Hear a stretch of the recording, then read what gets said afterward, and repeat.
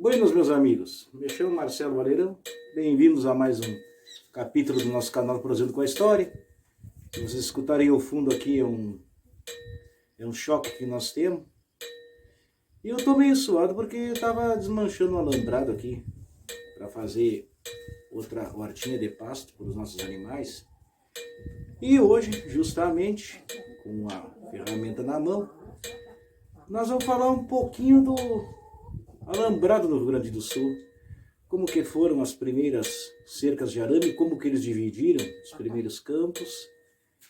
E vai ser uma coisa rápida e ligeira, meus amigos. Não vou me estender demais o assunto. Conto com vocês. Deem só uma olhadinha aqui. Vou mostrar para vocês uma cosita.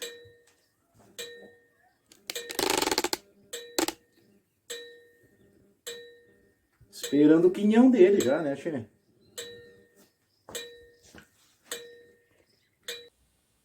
Bueno, amigos, depois daquele momento em que eu mostrei para vocês meu potro, que eu estava na labuta campesina, estamos de volta aqui ao nosso estúdio improvisado para abordar mais um episódio de hoje, que é sobre os alambrados.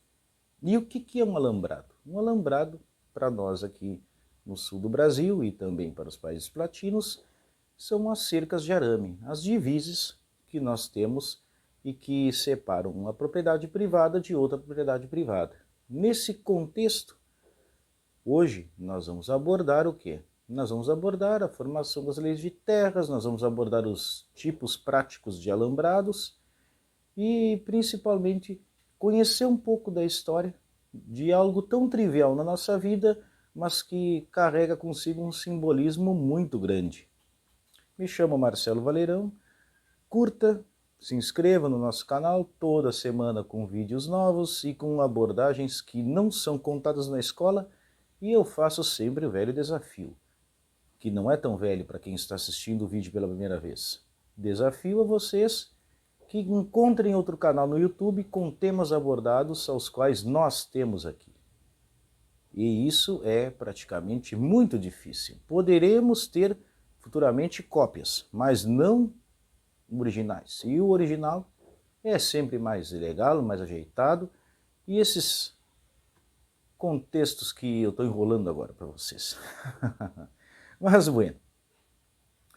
Se tu fosse falar em cercamentos, tu ia voltar lá para o século XVI na Inglaterra, com a lei dos cercamentos, com a divisão dos feudos, com a formação da Inglaterra proto-industrial. Olha só que palavrinha bonita essa, a Inglaterra no nascimento de leis que viriam a trazer ela como sendo o berço da industrialização moderna. Só que não é isso que eu quero falar para vocês. O que eu quero falar para vocês é sobre as leis de terras aqui no Brasil.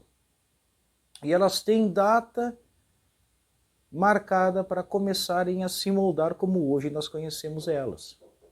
Tudo de uma forma bastante simplificada, porque depois aqui embaixo vocês terão as descrições para se aprofundarem nos assuntos com nossas fontes. Mas, seguindo o baile, né? 18 de setembro de 1850, lei número 13.018 do Império Brasileiro.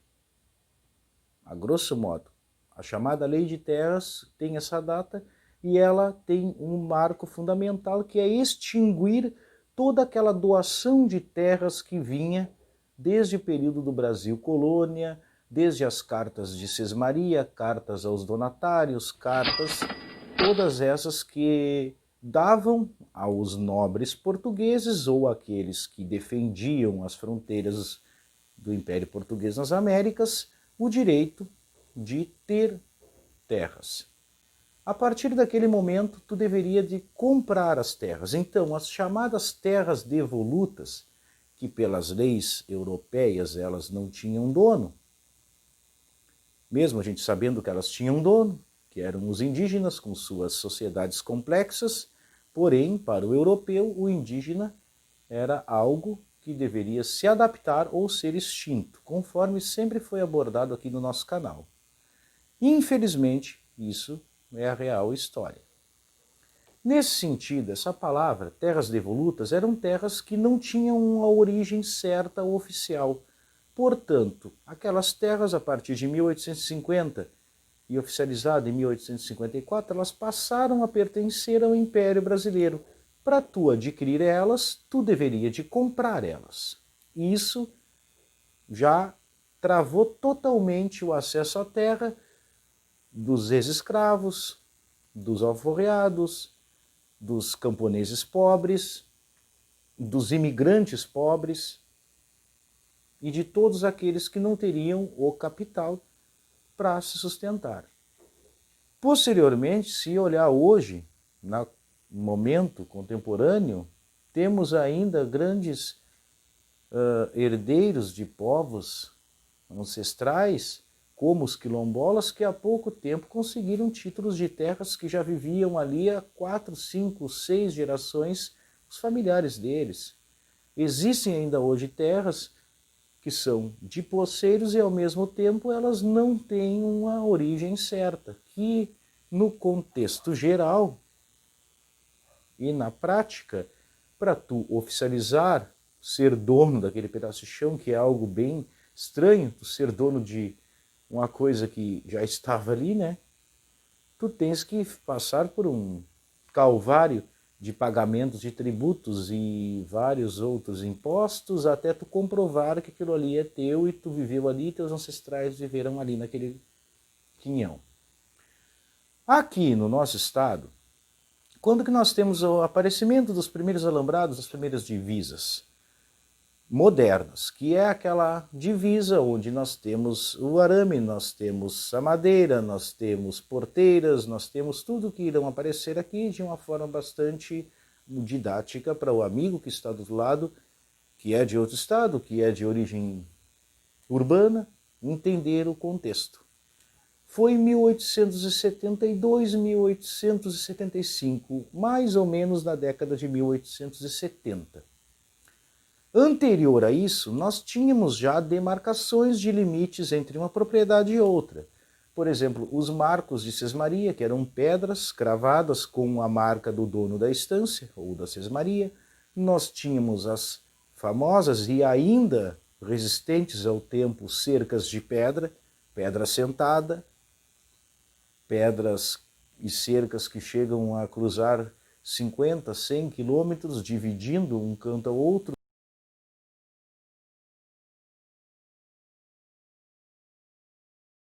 Principalmente nos campos de cima da serra.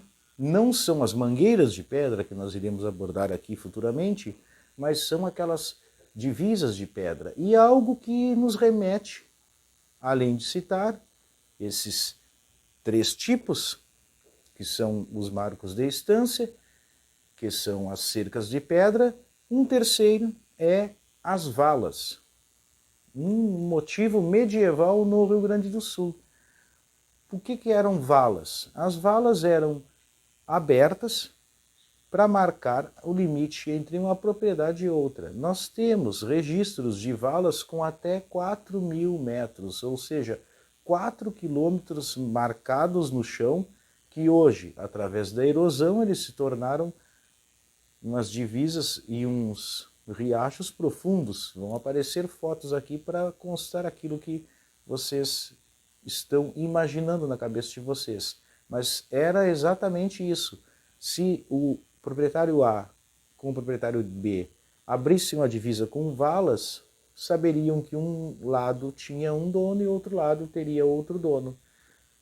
A partir de 1850, diminui os campos, diminui o mundo del gaúcho com as cercas de arame e aparece outro profissional no meio desse contexto todo, falando antropologicamente e sociologicamente, que é o alambrador.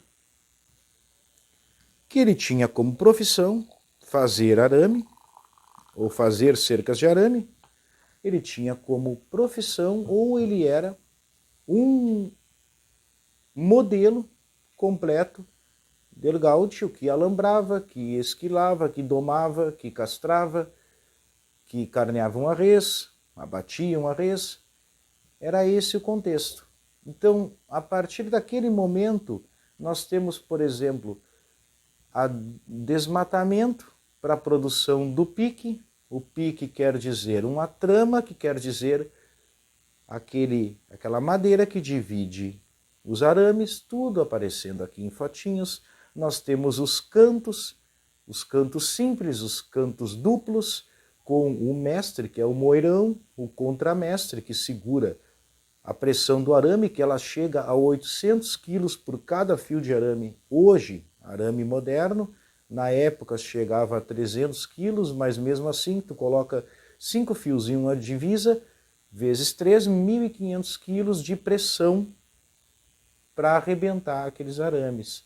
Era algo muito, muito forte e muito mais duradouro do que, por exemplo, uma cerca de pedra, que com o tempo e com a construção dela seria muito mais caro seu custo. Nós temos o rabicho e a rédea para nós brasileiros.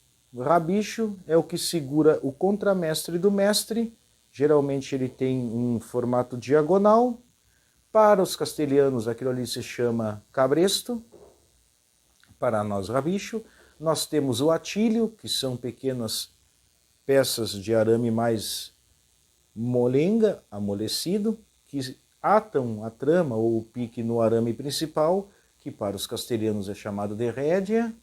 E nós temos o morto, que é chamado, onde é uma madeira que coloca-se atrás do mestre para que a pressão dele na puxada, numa estirada, como tu trata, que é uma parte do arame de uma ponta a outra, não faça ele se curvar e afrouxar o arame. Tu tens, por exemplo, o rabicho de pialá égua, que é um rabicho grande, que ele é preso num mestre, no meio de uma divisa, para que segure, não é tão complexo, não é tão completo. Nós temos, por exemplo, a tranca da frente, que é uma madeira que é colocada também na diagonal, e vários outros motivos aos quais, com fotos, vocês vão entender mais de perto esse mundo do alambrado. Com isso, através desse capítulo de hoje, bastante curto, eu deixo a vocês uma reflexão bem interessante. Se tu conseguiu assistir até o final aqui, nós nos achamos donos da Terra, mas nós somos donos da Terra ou a Terra ela é dona de nós?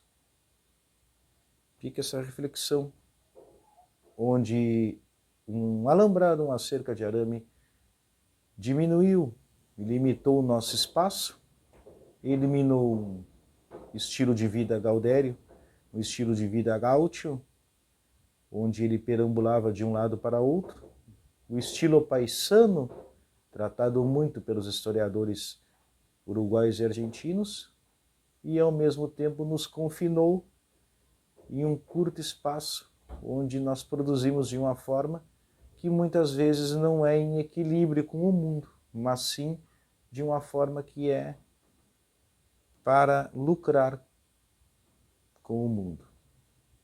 Agradeço a vocês por mais esse acompanhamento de cada um. Se inscreva no canal, curta nossos vídeos e até uma próxima historinha de que não é contada na escola. Um grande abraço, meus amigos, e até mais.